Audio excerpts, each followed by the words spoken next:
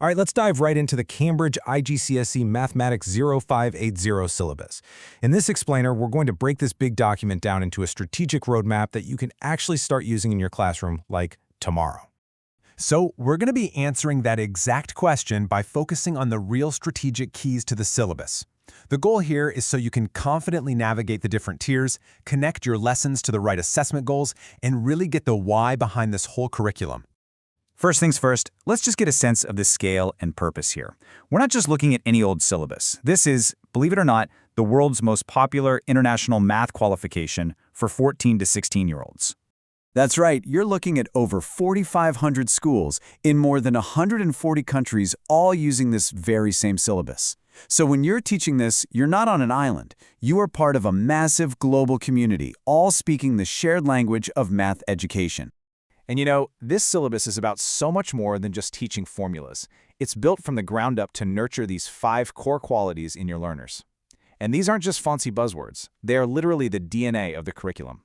They shape everything from how you design your lessons to how you figure out if a student is really succeeding. Okay, let's get into the strategy. Your first and, I'd argue, your most critical decision is getting your students into the correct tier. This single choice really sets the entire path for their assessment journey. On the surface, it seems pretty simple, right? Core is for grades C to G, Extended is for A star to E. But the strategic weight of this decision is huge. Think about it. Choose too low, and you've just put a ceiling on a student's potential. But choose too high, and you risk totally overwhelming them. And you know what that leads to? Disengagement. It's a really crucial balancing act. So here's how the exams break down for each tier. A couple of things probably jump out at you right away. The extended papers are longer. That gives those students more time to wrestle with more complex problems. But here's the big one. Both tiers now have a calculator and a non-calculator paper. Let's dig into why that's so important. This right here is a fundamental shift in the whole syllabus. By adding a non-calculator paper for both tiers, Cambridge is sending a really clear message. Mental math and just being fluent with numbers, those are now non-negotiable skills for every single student, no matter which path they're on. All right, on to your second major strategic point, the 2 assessment objectives, or AOs, as you'll see them called. This is all about understanding what your students are being asked to do with the math they know. I like to think of it this way. AO1 is the toolkit. It's being able to accurately calculate, construct, and measure. AO2, on the other hand, is about using that toolkit to solve tricky problems, explain your thinking, and interpret what the results actually mean. One is about having the tools, the other is about being a master craftsperson with them. Now, for the core tier, the balance is pretty clear. A big chunk, 65% of the marks, are for AO1. So this means students who have really strong procedural skills and a solid grasp of the techniques, well, they're going to be rewarded.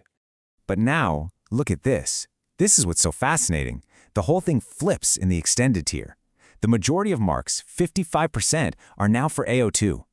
And this is a very deliberate move by Cambridge to better prepare these students for the demands of A-level math and thinking at a university level. It demands a much deeper level of analysis and problem solving, which means your teaching for extended students has to shift to really emphasize these higher order skills.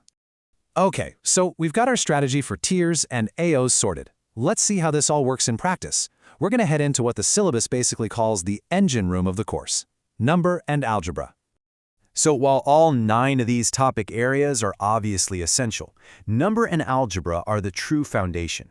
This is where most of your curriculum time is going to be spent, simply because they form the bedrock that everything else is built on.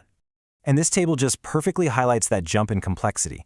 Take a look at indices, for instance. Core students deal with positive and negative powers, but extended students, they've got to master fractional indices and surds, irrational roots like the square root of 2.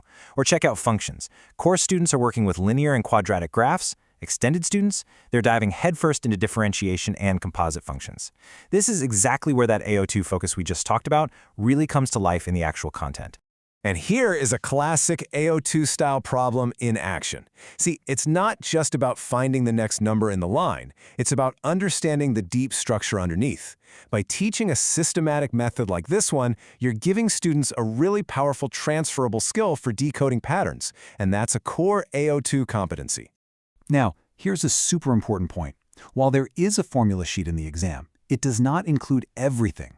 These foundational formulas for things like compound interest, speed, percentage change, they're considered stuff students should already know. Your students absolutely, 100% have to have these memorized. Okay, so we've covered the philosophy, the structure, the content. Let's pull all of this together into a clear, strategic action plan that you can use for your own course prep. Think of these as your strategic levers. First, make that tier decision wisely and early. Then, tailor your teaching to the AO weightings for that tier. Always build from that strong foundation in the engine room of number and algebra. And hey, remember, you have the professional freedom to sequence these topics in a way that makes sense for your students. Get a handle on these, and you'll have a handle on the whole syllabus. And really, that's the ultimate question, isn't it?